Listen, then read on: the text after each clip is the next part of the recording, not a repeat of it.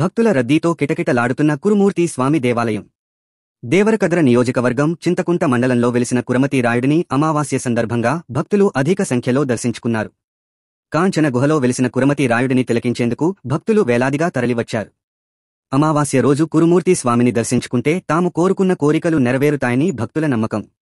అలాగే త్వరలో జరగనున్న కురుమూర్తి స్వామి బ్రహ్మోత్సవాలకు ఆలయ అధికారులు సర్వం సిద్ధం చేశారు. నెల రోజులకు పైగా జరిగే స్వామివారి బ్రహ్మోత్సవాలకు తెలంగాణ రాష్ట్రం నుండే కాకుండా కర్ణాటక, ఆంధ్ర, మహారాష్ట్ర నుండి భక్తులు స్వామివారి ఉద్దాల మహోత్సవంలో పాల్గొనేందుకు ఇక్కడి లక్షల సంఖ్యలో వస్తుంటారు.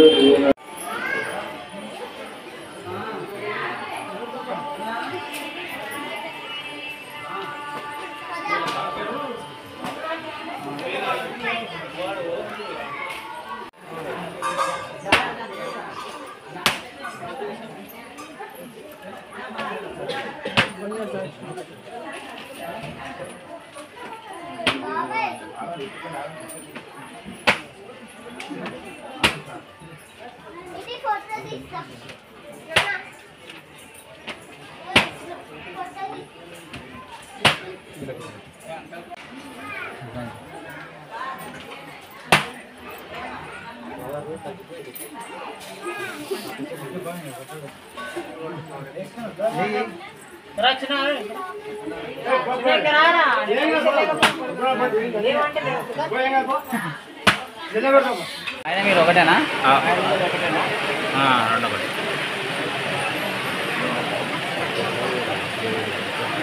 ఆయన పేరు చెప్పి మళ్ళీ మీరు తీసుకున్నాం. వన్ పేరు చెప్పి నేను తెచ్చాను.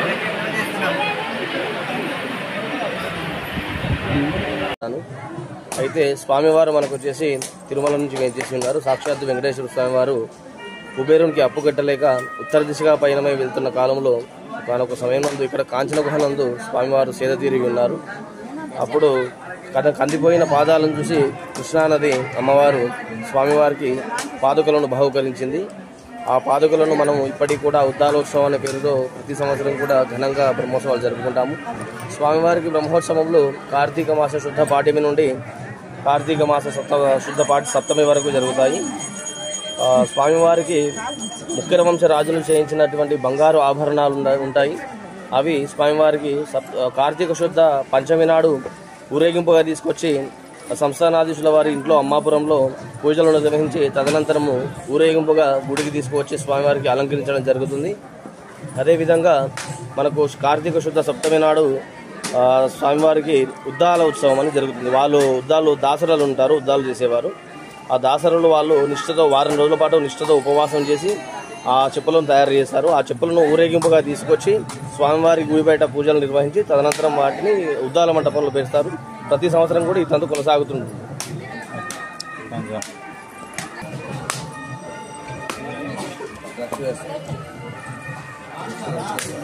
అన్న ఇది మా వాడు కొంచెం ఫేమస్ అన్న